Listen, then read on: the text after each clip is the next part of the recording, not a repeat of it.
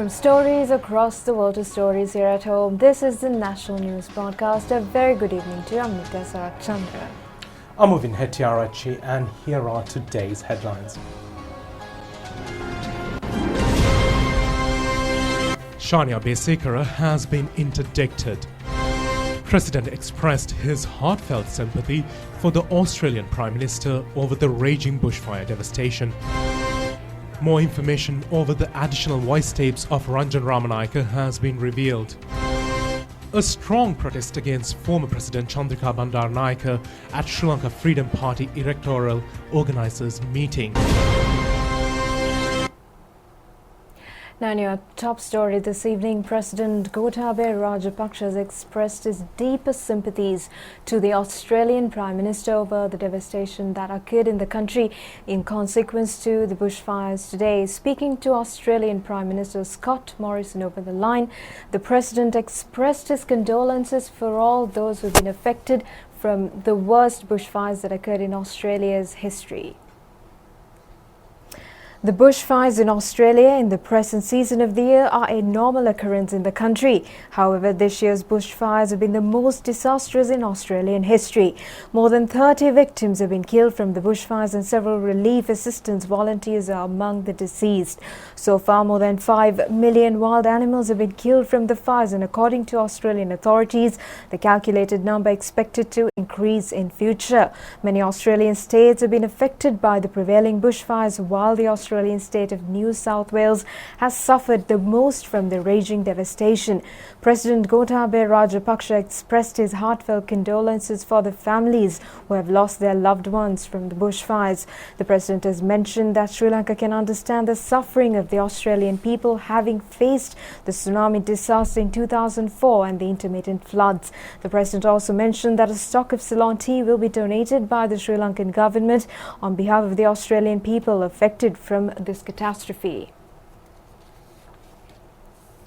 Former Director of the Criminal Investigation Department, SSP Shania Besekara, has been interdicted with immediate effect.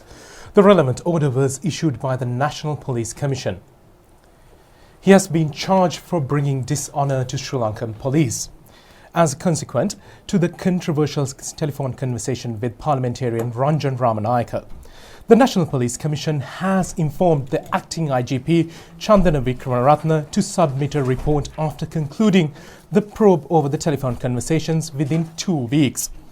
SSP Shania Besekara, who was appointed to the post of Director of CID in 2017, was removed from the position and appointed as the personal assistant to the DIG of Golzon a month before.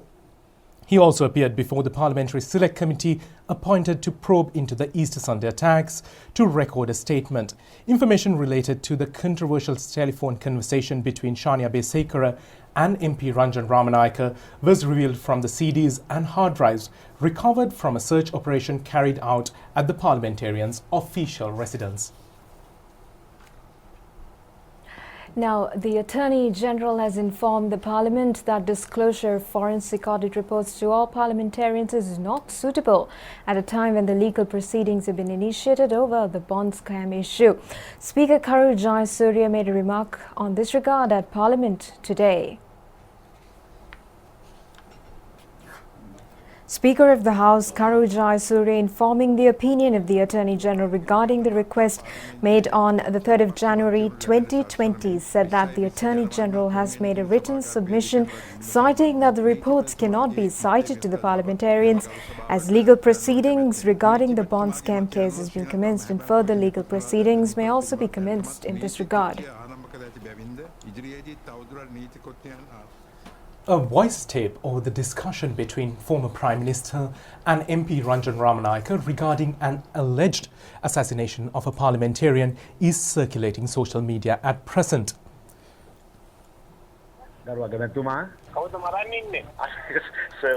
Former Prime Minister asks from the MP Ranjan Ramanayake about the person whom he may kill, to which MP says that he practiced after some time and thanks the Prime Minister for defending him in the morning. MP Ranjan Ramanayake says he has practiced since he has to shoot State Minister Mahinda Aluthgamage. He said that he has spoken to the IGP and he informed him regarding the misfire. The former Prime Minister told the MP to say that a misfire occurred when he took aim in the morning. The MP then thanks the former Prime Minister and said that he would allow the former Prime Minister's instructions.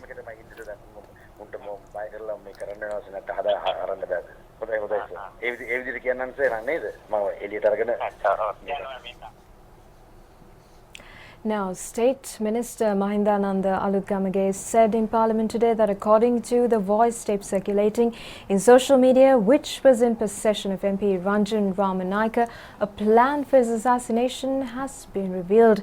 Now, he said that necessary legal proceedings will be taken in this regard in future.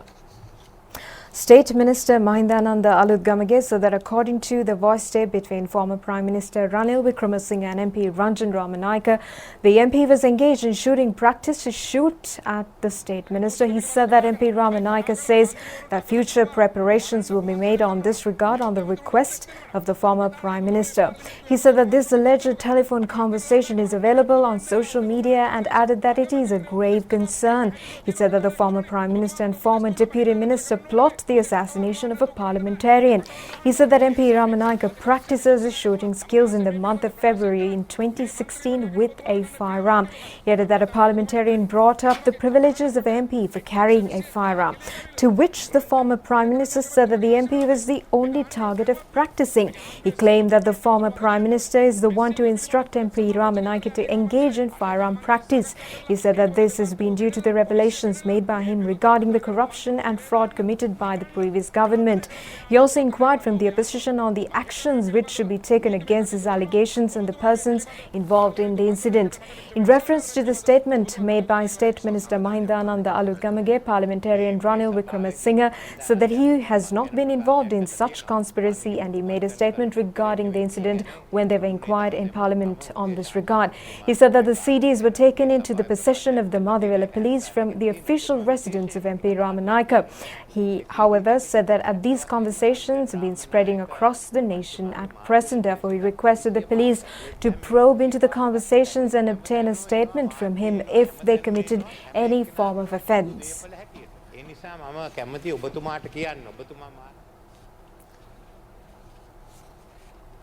A strong protest was demonstrated against former President Chandrika Bandaranaike when she arrived for a meeting of the electoral organisers of the Sri Lanka Freedom Party. The meeting was cancelled with the opposition levelled against the former president. The meeting of the electoral organisers was organised under the patronage of former President Maithripala Sirisena at Sri Lanka Freedom Party headquarters. A disruptive situation occurred at the meeting premises with the sudden arrival of former President Chandrika Bandaranaike. Electoral organisers and ministers of the present government were also present on the occasion.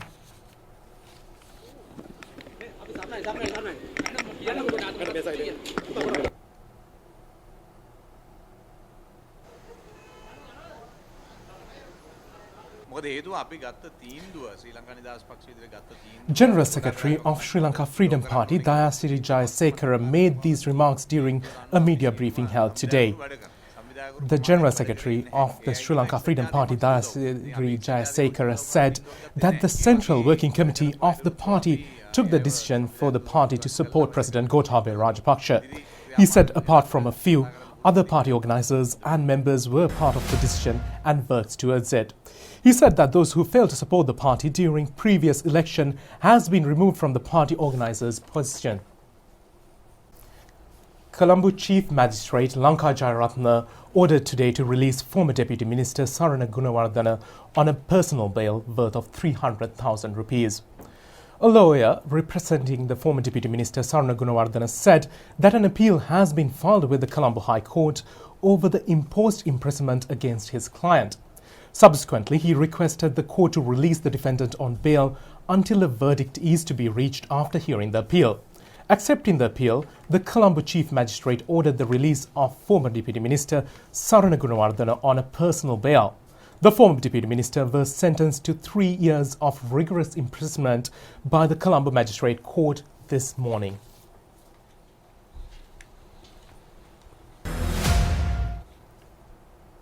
Now, a new Sandport was declared open near the Mahavali River, Manampitiya, yesterday. The fee charged to transport 3 sand cubes from the newly opened port to Colombo has been reduced up to 45,000 rupees. The previous fee charged to transport 3 sand cubes from the newly opened Manampitiya Sandport to Colombo was at 65,000 rupees. The fee related to the new Sandport was reduced with the aim to provide benefits to the public. Accordingly, the consumers will be able to purchase sand at the reduced fee rate. The new Sandport was declared open under the patronage of State Minister Roshan Ranasinghe. The price rates of the sand cubes transported to the main cities across the island from Manampitiya have been exhibited at the new Sandport premises.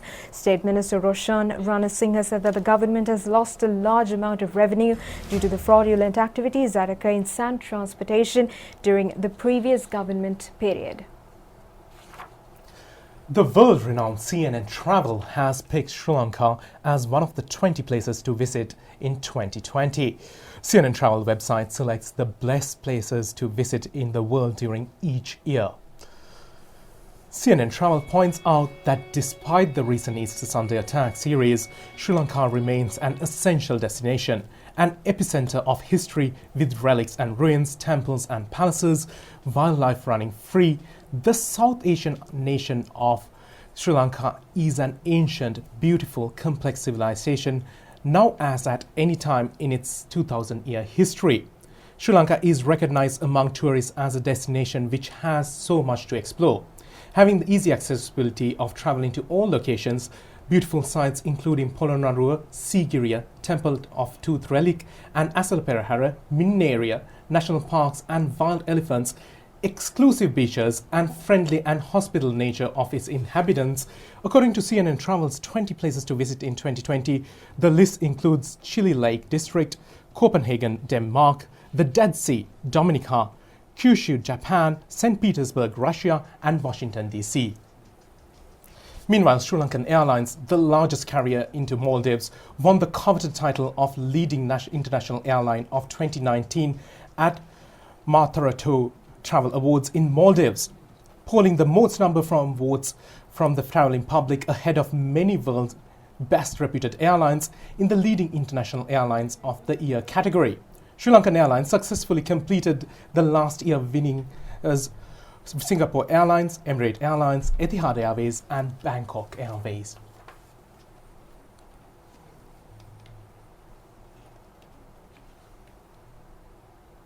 Now, the Sri Lanka Transport Board has taken steps to provide 50,000 rupees per person for the funeral proceedings of the deceased passengers from the bus accident that occurred in Pasara. The board has decided to provide all necessary material and facilities for the treatment of the wounded passengers. Now, compensation worth 25,000 rupees has been provided for a passenger deceased from an accident occurring while utilizing the services of the Sri Lanka Transport Board in previous occasions. Mr. Mahinda Amaravira has directed the instructions to the chairman of Sri Lanka Transport Board to take steps to increase the amount of 50,000 rupees and allocate an appropriate compensation for the victims of the accident. The chairman of the board yesterday visited the site of the accident in Pasara. Meanwhile, Badula Magistrate Chaminda Karnadasa carried out a site inspection this morning. The bodies of 8 deceased victims were examined at the Pasara District Hospital. The magistrate has informed the witnesses to report to the courts on the 16th of January.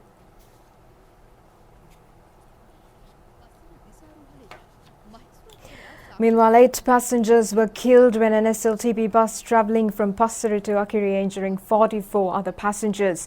Several children also made the injured. Deputy Medical Officer of the Badula Hospital, Ranjit Amarakon, said that 6 injured persons are in critical condition while 4 police officers of the Madosima police station are among the injured. The funeral proceedings of the deceased victims will be held under complete state support. Meanwhile, a disruptive situation occurred at the Pasara District Hospital between the public and parliamentarian Vadivel Suresh, who visited the premises. The public gathered at the hospital premises opposed the visit of the MP during such a grieving moment, showing displeasure for not making any efforts to uplift their living standards when in power. That's it for tonight's telecast of English News on Channel I. Thank you for joining us. Good night. Good night.